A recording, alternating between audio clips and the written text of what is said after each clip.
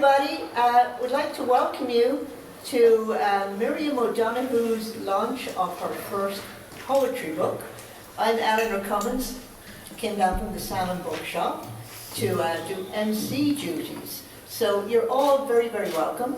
Sorry we're a little bit late starting, but we were waiting for our very special guests. Like we have Paddy Hines here in the front row. We have Patrick McCormack over there. And we also have Dominic Taylor, who is the publisher of Miriam's book, Revival Press. So without further ado, I will introduce you to Dominic, and he can talk a little bit about the process. Thank you.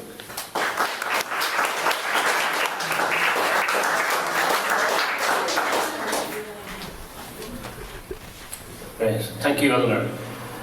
And ladies and gentlemen, and friends of Miriam and lovers of poetry, it's a real pleasure on behalf of Revival Press to welcome you here today as the Revival Press launches a book that feels as though it has grown from the very soil of rural Ireland. Miriam O'Donohoe's It Doesn't Get Any Better Than This.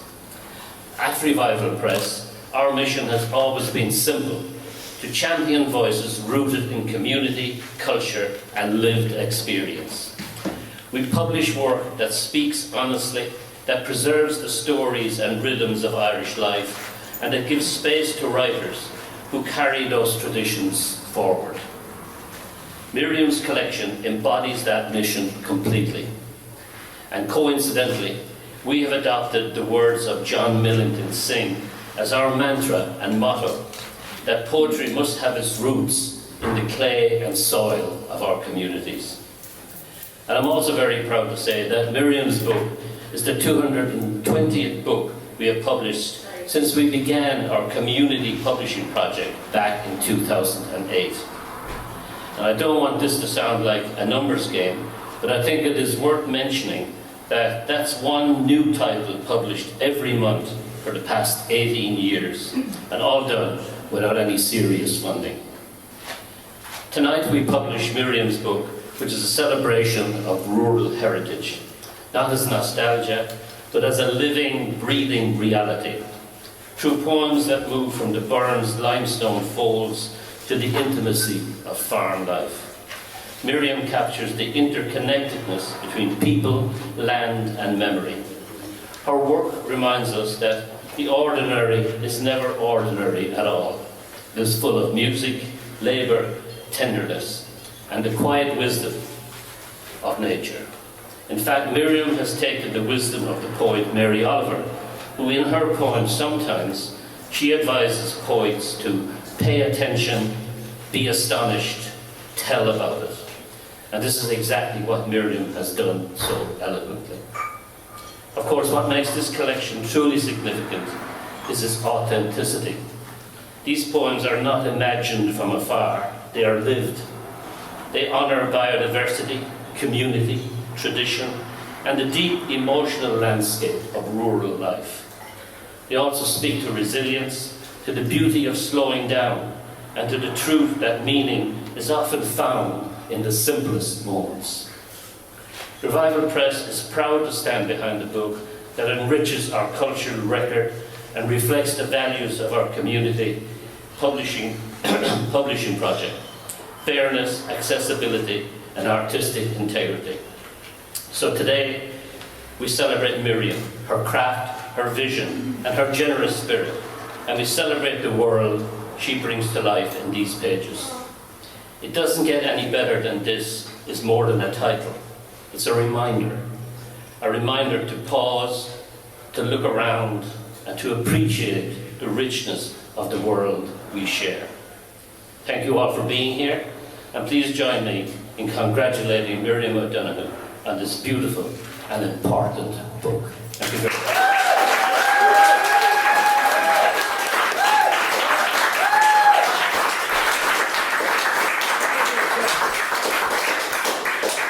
Dominic, that was wonderful. Next up, we're going to have Patrick McCormack, local philosopher, poet, farmer, and I saw the film Silver Branch, and so Miriam is writing about the land, and Patrick was involved in helping to save the land. Like there's so much, you know, the connection with your words, and we have to have land to be able to farm it is so important. So next up we'll have Patrick to talk about all of that.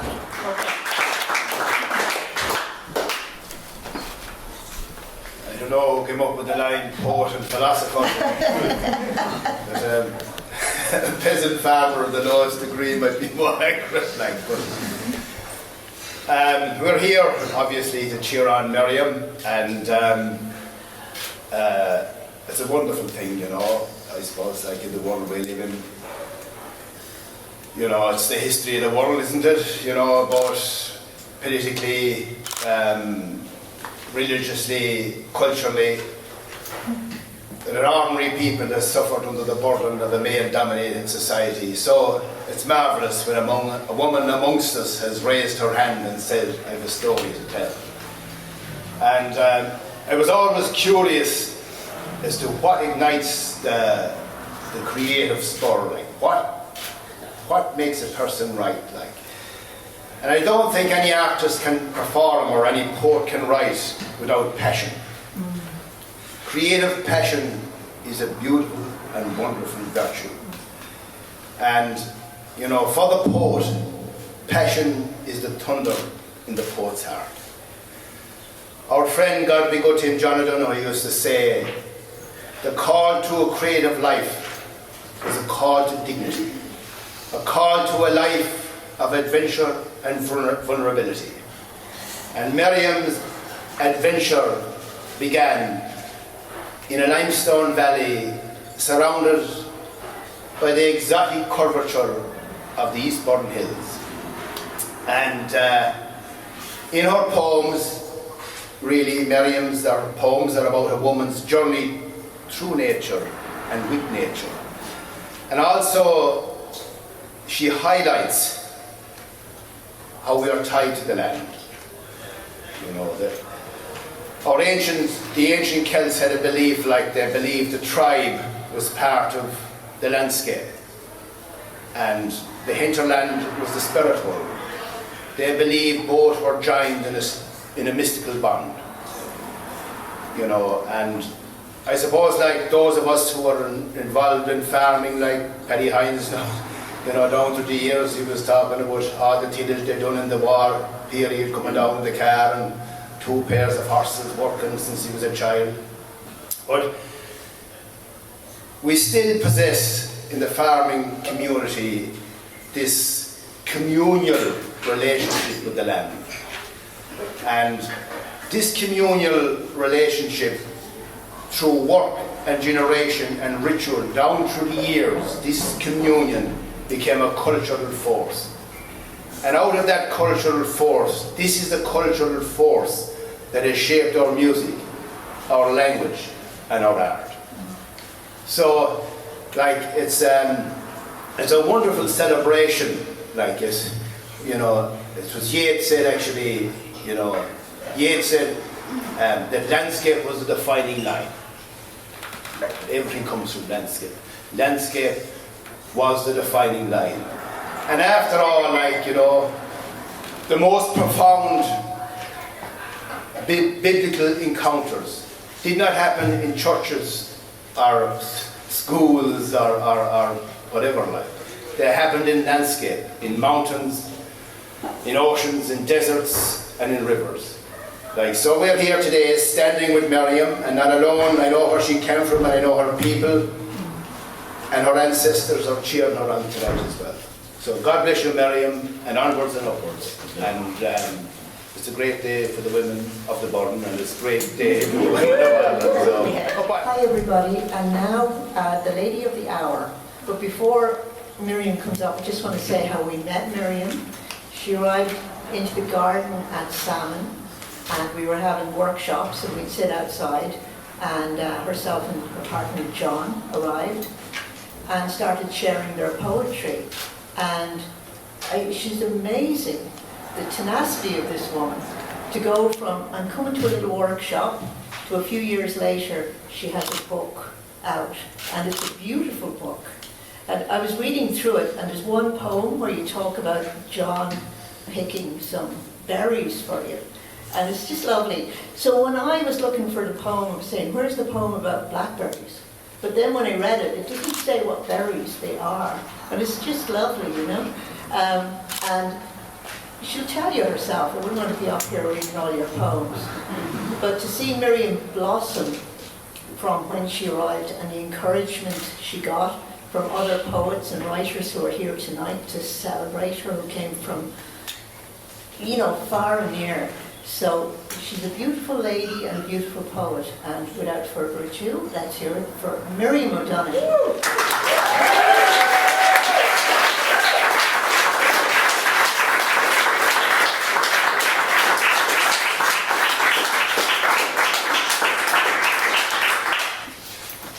Well, you know what? I was so happy sitting there listening to everyone. So I suppose, yes. I suppose the first poem I'll read is, I've lost my little stickers, but anyway, here goes. The first poem I'll read is, it doesn't get any better than this, since it's the name of the book. So this book, or this poem I was watching, there's two great men down there in the back, Conor Grady and John Clare, and they're two great men in the tractors. And they do the silage and they do the hay and everything for my partner. So watching them inspired me to write this. So it's called It Doesn't Get Any Better Than This. The silage is upon us now, time to knock some meadows.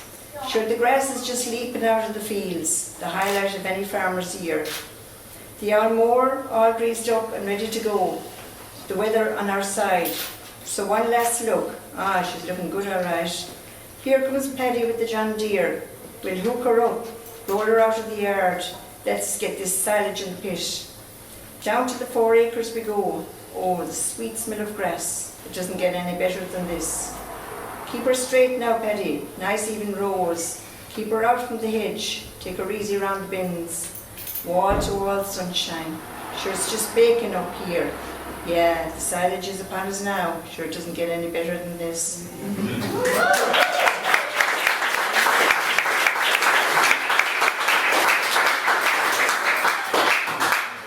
Sorry, can you hear me properly? Yeah. Yeah. So the second one was John, my partner, was waiting for a cow's calf and she was a bit late. And by the time the calf came, the rest were fine hardly. So this calf was the pride of the herd because they all went around sniffing and looking and wondering, where did this little calf come from now, you know? So I wrote this poem then, it's called Utter Joy, like UDDR. So, a day unlike any other, as I opened the green gate to greet my beautiful herd of mama cows, nursing their arrivals, while the milky aroma and earthy scent of fresh hay filled the air. The sun is high in the sky, fields greener than ever, with nice, short, sweet, leafy grass that needs grazing.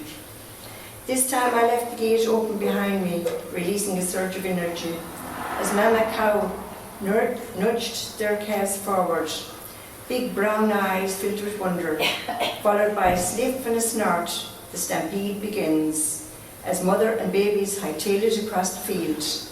Sun on their backs, lush green swords of grass beneath their hooves, tails high in the air, happily exploring the newness of summer greens. Oh yes, one of the finest sights in the world, letting calves be calves, with mama cows happily prancing around in the joyous freedom of fresh grass. That was actually...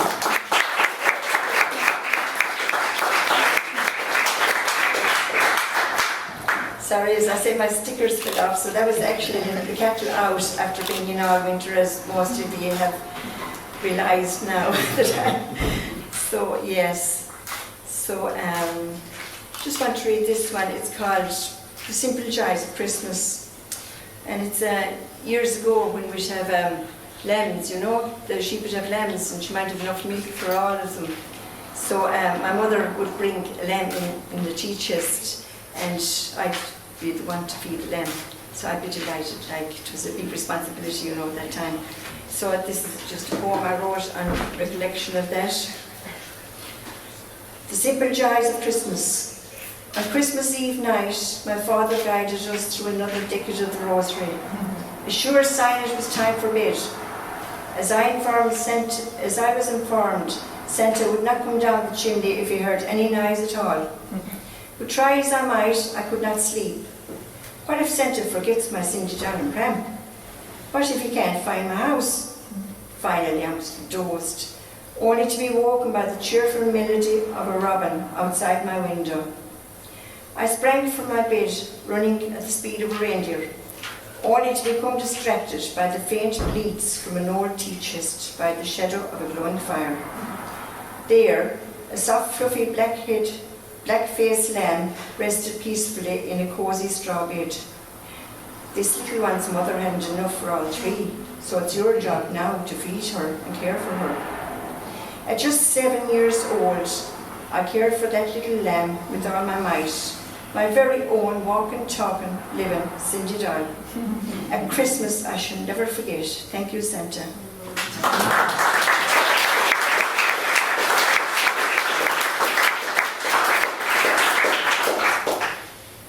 Now the next one was inspired by Cassidy's, actually, Paddy. Cassidy's in Carden.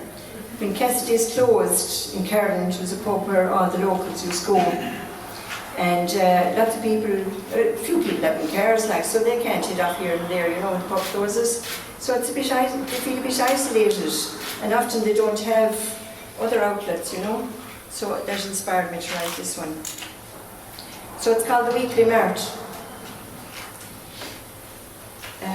Is that one now? It is, yeah, sorry. Yes, it is, yes, I'm right.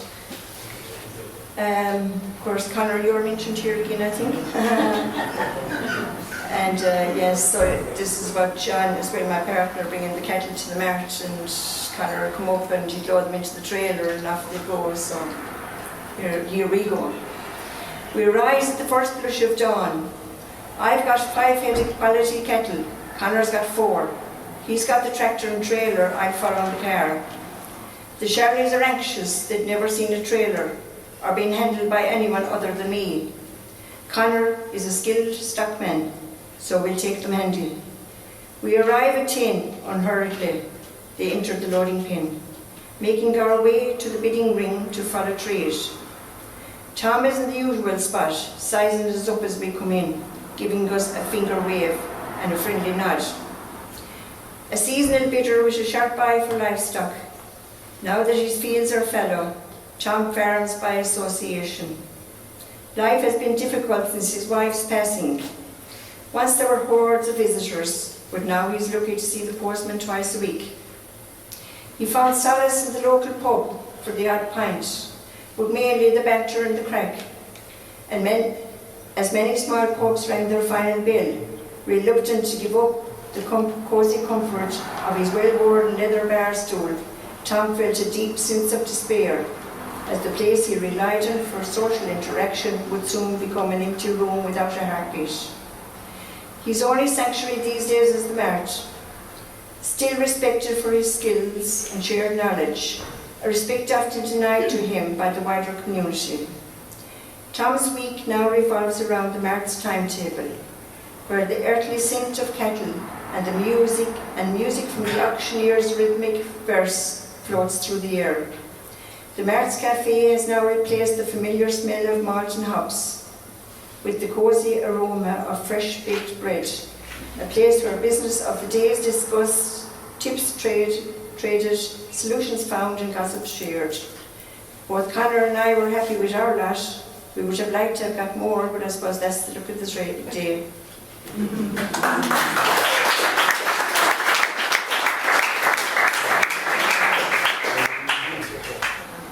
So I'll just read you one more funny story to this one.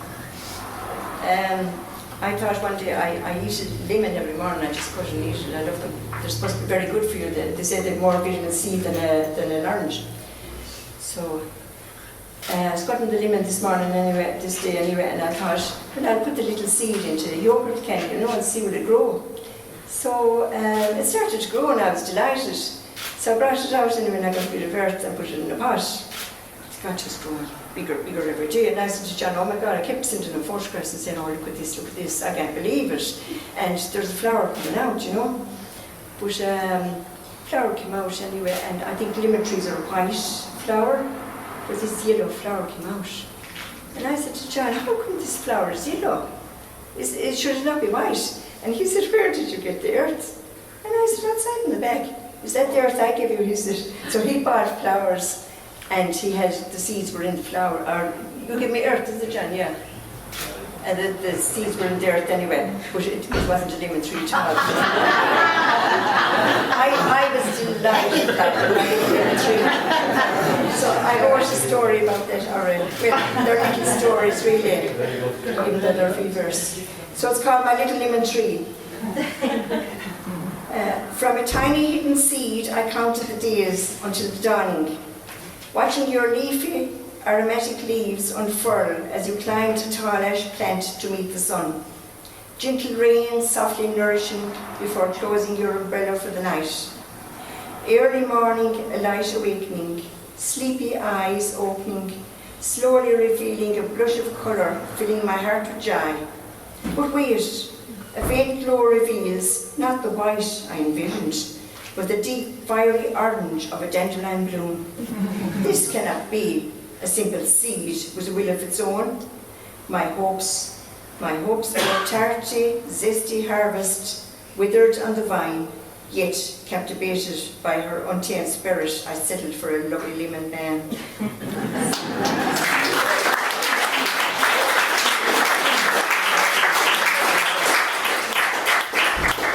So, Eleanor has asked me to read one about the berries. Sorry, now I just have to find it. Yes, here we are now. I work here in Inagh, and most of you know I work here, I'm a pastry chef. So I would leave John's early in the morning, we'd say when I was staying with John, and I'd leave early in the morning to go to work to get here. But one day I was washing the dishes and I looked out and there he was, down on his knees, and he'd picking little berries. And he put them in a little box for me for my lunch. And I thought, so cute.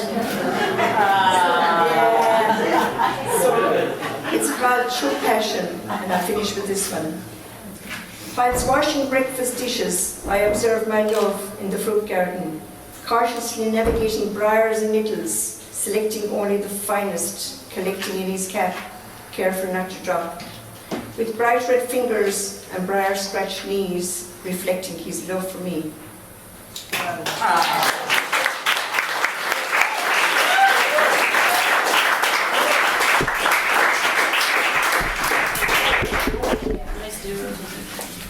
Thank you, Miriam. Can we hear another round of applause?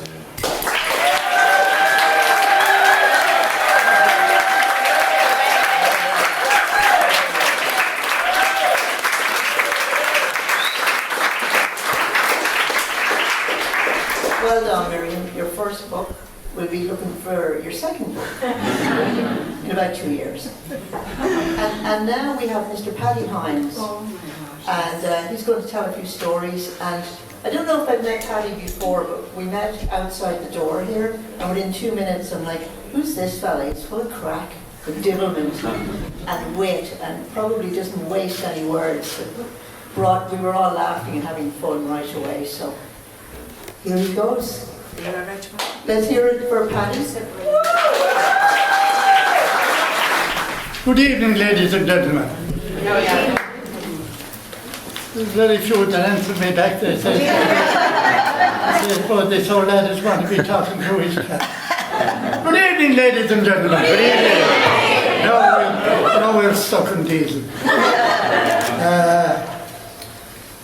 I'm so privileged to be asked here this evening to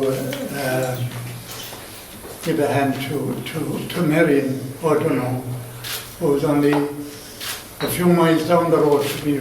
I could say she is a near neighbour of mine, down in the lovely valley of Glencullen. And a beautiful spot, no doubt. Miriam went to school to Clare, and we can see the fruits of her work here, because I know, and I can say this without any distraction, that Miriam O'Donohoe was the leader in her class. Am I right, Miriam?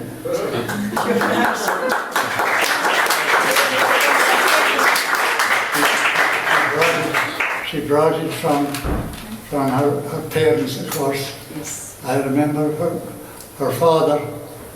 We were living in a two-story old house for years, and he had his talent too. And of course, Mary followed on with that with her own talent. He was an expert builder. I remember that we had very poor small windows in our house, and we got Michael O'Donohoe to break out windows on the back of the house. I remember he broke out 3 windows anyhow, and it was, the walls of the old houses, but they were nearly 3 feet, 4 feet thick, same as all the old houses. And the wind was blowing, and the dust from this, my mother nearly collapsed. She said, will we ever see it? But Michael put in the windows, and they're there to this day. I'd say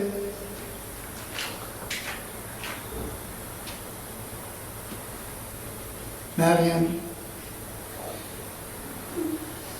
you're lined up with the brains of the people of those great people in Cavan that have gone before you, the likes of Michael Cusick, the founder of the GA, John O'Donohoe that we had, the late John O'Donohoe that we had for years up there, and Ronald Bradley. They all had their different spheres in their poetry.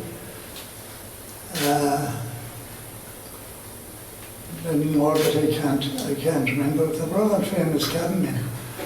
They were called the man from Cavan. But yourself, Paddy. No, well, I wouldn't be fit to hand in the script. I would be fit to hand Mary in the script. Oh my God Almighty. I'd say you can compete also with the great poets that we didn't go to school. Patrick McCormack, who was a wonderful man for the land. He wrote that famous story about the daffodils. I wander lonely as a crowd that flows on high o'er vales and hills, when all at once I saw a crowd, a host of golden daffodils, beside the lake beneath the trees, fluttering and dancing in the breeze, continuous as the stars that shine and twinkling fluttering on the Milky Way. They stretch on every ending line along the margin of the bay. 10,000 saw at a glance, tossing their heads in sprightly glance. The wave beside them danced. Something like that. That's about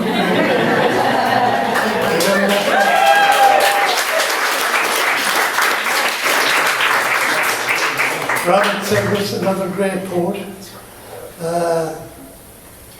John Duggan, great friend of mine in Ballyharness, he was a guard there.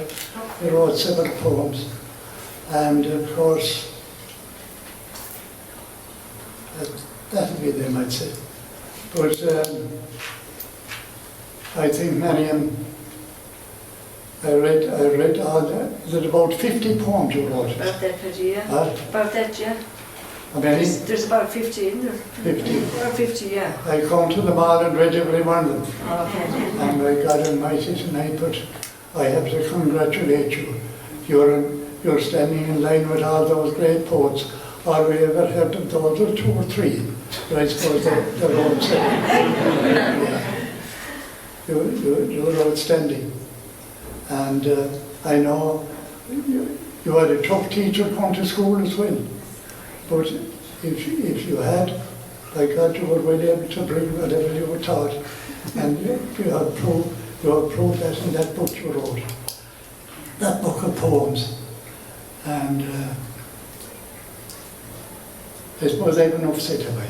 Listen to you for the day, if I do. But We could listen to you for the day. they do Whatever poor. you want, Penny, whatever you want. Whatever you want. What would you want? Funny one or a sad one? Funny. What? Both. Funny. Do both. One of each. One of each. Whatever you want. Whatever you want to do, Penny. Yes. I can't think of it. Whatever you can want to do, Penny, do it. Don't worry. Anybody? I was at school, it was the 1st of May, the day the tinker came. With his bright, wide eyes like a frightened hare, and his head a thatch of flame. And we liked the look of his long brown limbs, the patches on his clothes, and the grimy stench of his unwashed hands, and the freckles around his nose. The master polished his rimless specs. Then he eyed him hard and long. And he stood him up on a broken stool, and he called him for a song. The tinker looked at our laughing lips. Then with a voice like a singing bird, he did the master's bidding, with music in every word. Sure, me father was jailed for sheep stealing. Me mother is as black as a witch. Me sister ran off with the Sheridan clan, and me brother's dead drunk in a ditch. Then he bowed his head, and the classroom shook to the cheers of everyone. But the master made me share my desk with the red-haired tinker's son. And as the days passed by, he still sat there till his eyes grew less afraid. And hearing the scholar's drowsy hum, he turned to me and said, "What would I want with Dr. Roy and I singing in crowded towns, or teaching drunken farmers how to make silver crowns?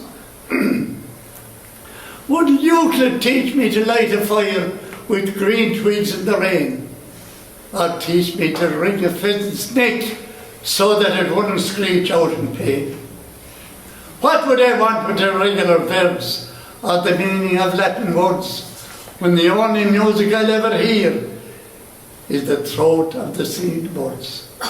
Still he stayed at school, and his flowering mind grew keen as the swooping hawk, till came the day when we said goodbye to the master who smelt of chalk. He went to the life of the ribbon roads, to the lure of the tinker bands, while they chained my bones to an office stool and my soul to a clock's cold hands. And I often thought of my red-haired friend and cursed the rotten luck that hadn't made me a tinker man going the road to Puck with a red-haired wife and a piebald horse and a caravan painted grand, with the Donovans, the Coffeys and McDonoughs, the Wards and the Sherlock clans. But the years go by and the troubles came, and I found myself once again back in the country of my youth, with the mountains and the rain. They put a trench coat on my back, and in my hands a gun, and up in the hills with the fighting men, I found the tinker's son. And there in the slopes of the Kerry Hills, our love grew still more strong, as we listened to the throats of the birds and the winds sing their full-throated song. The truce was called, and I clasped his hand. For a while our fighting done, but never spoke I a word again to the red-haired tinker's son. The years rolled by, and over the roads the vans grew daily to horse and cattle fair, with the Donovans, the Wards and the Sherlock clans. The tinker boy should be there with him, with the roads and the hills he knew. But alas, it was I who put a bullet through his brains in 1922. Sinead.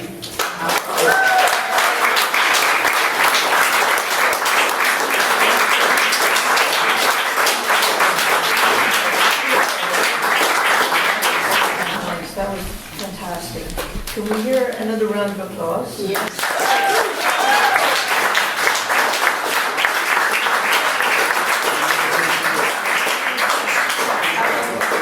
So now Miriam is going to be joined by her daughter Christina and her grandson Mason and her son Michael, and they're going to talk a little bit and then cut the ribbon to officially launch. Doesn't get any better than this.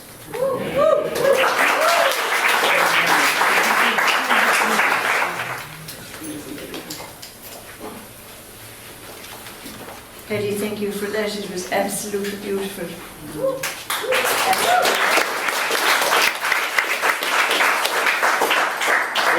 Ladies and gentlemen, I forgot to ask, and I had it in my notes, that Miriam went to school with my late daughter. Yeah. And it was she that used to say that Miriam O'Donohoe was always the head of the class.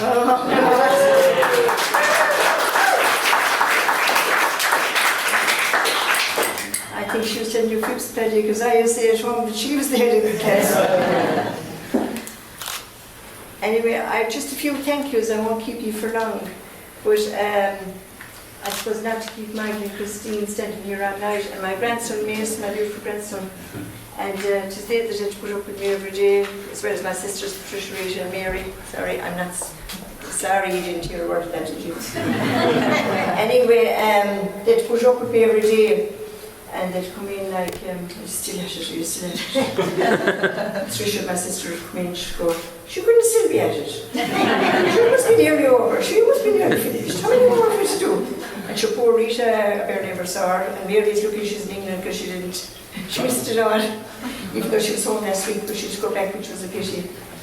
But anyway, I have a little ribbon here, and I think it'd be lovely to cut the ribbon because it's like releasing my words to the world. So, did you get the scissors there, Christine?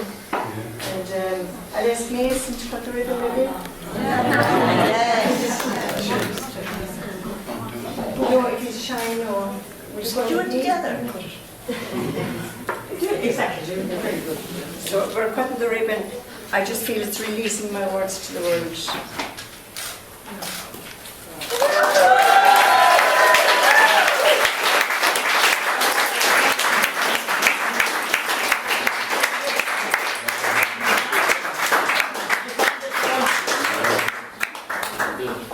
They left me with a very dear. You can sit down for like up here. See you later.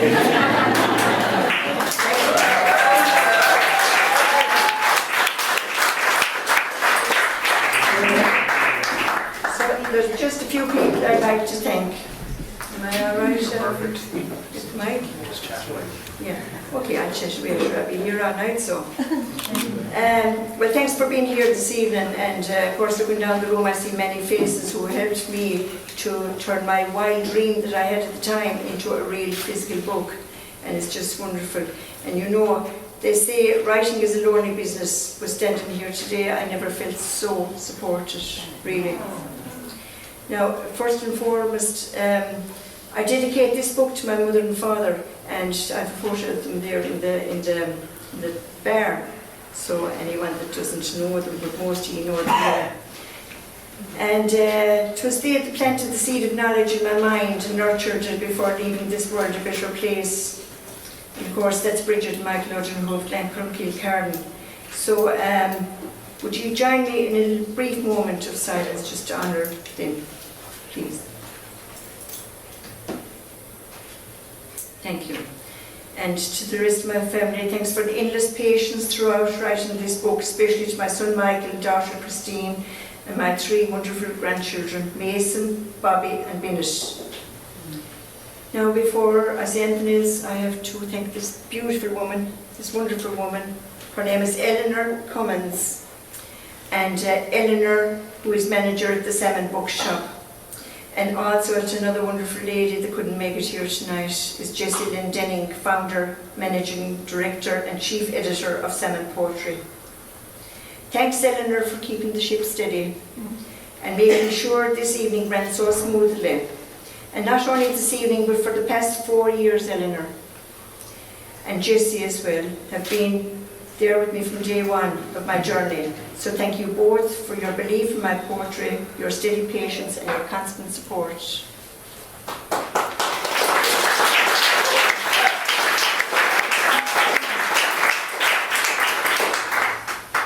It was about a year ago I picked up the phone and rang this man, and I told him what I was doing, and he thought it was a great idea.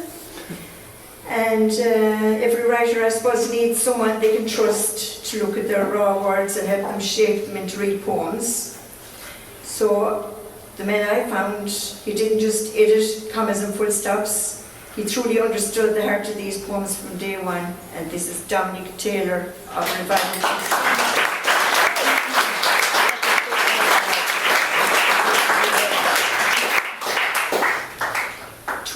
To a man who is in rhythm with the heartbeat of the Burren as much as I am. And I'm sure we both would agree when we say that that's why these stories matter. So glad he could join us. He's a wonderful friend, a local treasure to the Burren, and the perfect person to host this launch tonight. So a big thank you to Patrick McCormack.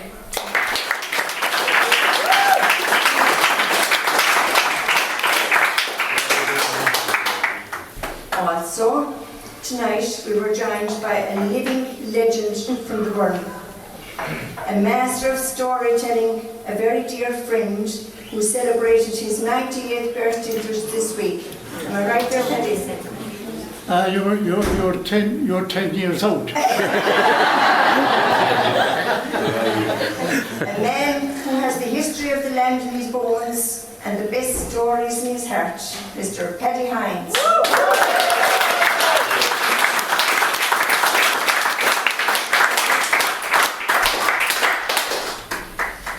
Now to someone who's been a huge support to me on my creative journey. Someone who knows exactly what it takes to turn feelings into words. So to a fellow poet, dear friend, farmer and partner, John Finnegan.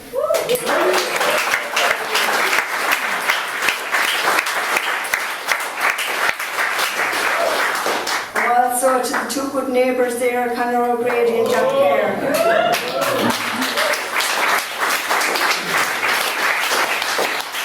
Thanks for letting us capture those precious moments when you were busy harvesting the hay and silage. It's those moments that brought the spirit of my book to life. And thanks again. So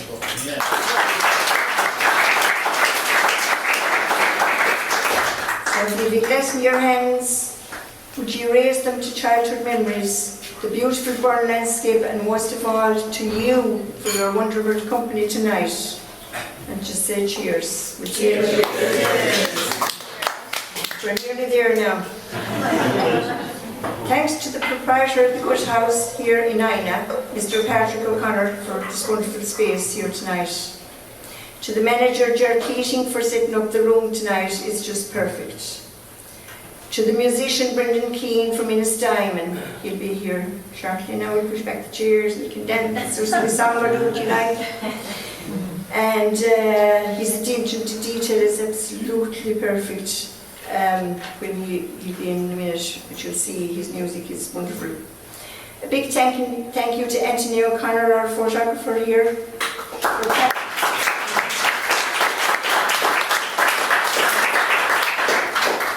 Thanks, Anthony, for capturing the energy of the room and helping us remember this launch forever.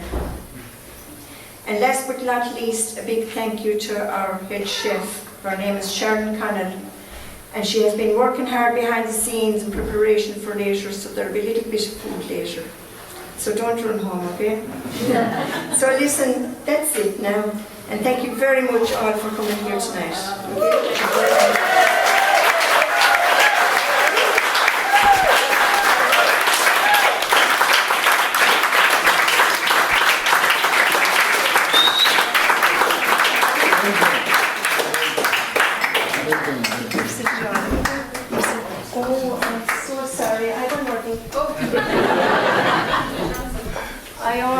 I always have one more thing, and where's Christine? Christine, for revival. I'm so sorry, Pat. I haven't met you before. This is Pat Howard. and he's the photographer for Revival Press. So thank you so much, Pat.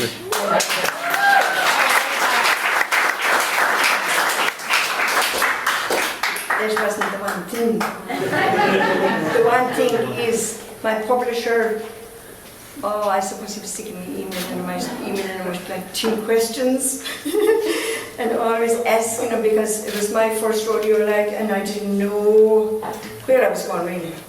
And everything is so new in your first book. So of course I basically tell me questions, and he'd been a professional. It'd be so sick of me, I said, asking all these silly questions maybe sometimes. But he turned up the last day and he said, I wrote a song for you. I was saying, oh my gosh. And I said, Christine, she was up in bed. Christine, Dominic wrote a song for me. Oh my gosh. When I listened to the lads and the tears came to my eyes, honest to God, Dominic, I couldn't believe it. So where's Christine now? Would you mind to put it on Christine? Now what Christine did is she put a lot of videos together. Now you probably can't see the television from where you are, but you can watch it through the night. So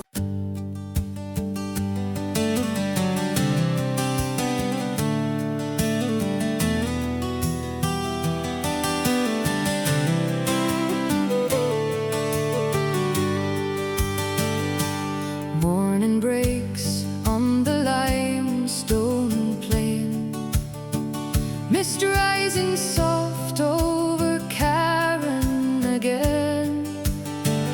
Boots by the door and the day begins with the cattle calling in the west wind.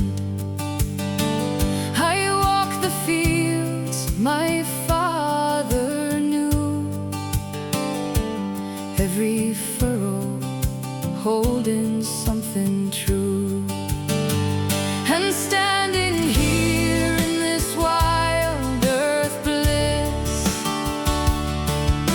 it doesn't get any better than this.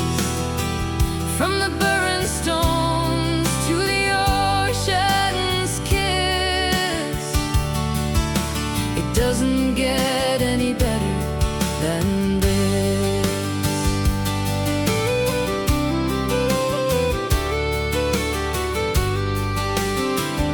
Stone walls curve like an old man's hand, guiding me across this stubborn land.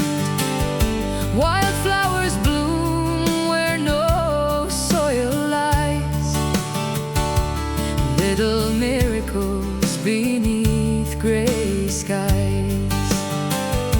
Neighbors wave and the tractors clack, sharing stories from dawn until dark. And standing here in this wild earth bliss, it doesn't get any better than this. From the Burren stones to the ocean's kiss, it doesn't get any better than this.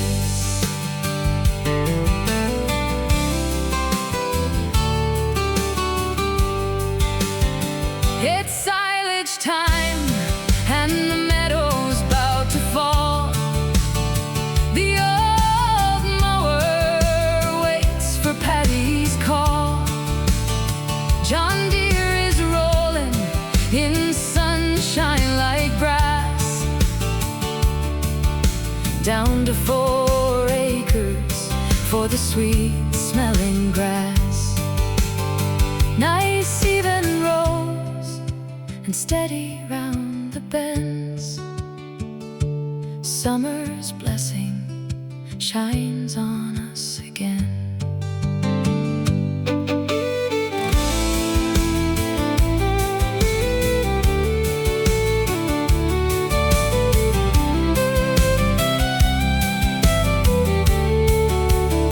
Now some chase gold in the city streets, but I've got riches that can't be beat. When the long day ends and the sky's a I know that's where my soul aspires. And standing here in this wild earth bliss, it doesn't get any better than this. Hands in the soil, hearts that insist. No, it doesn't get any better. No, it doesn't get any better. It doesn't get any better than this.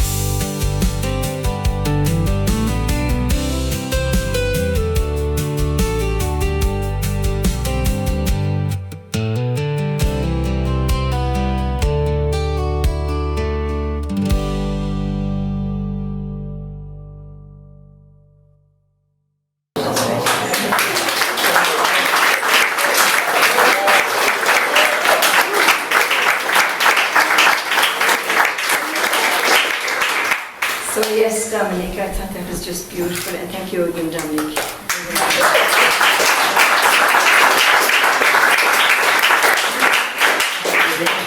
So that's it, folks. So we're going to mingle now and have a little chat, and the food will be along shortly, okay? I hope you enjoyed the evening.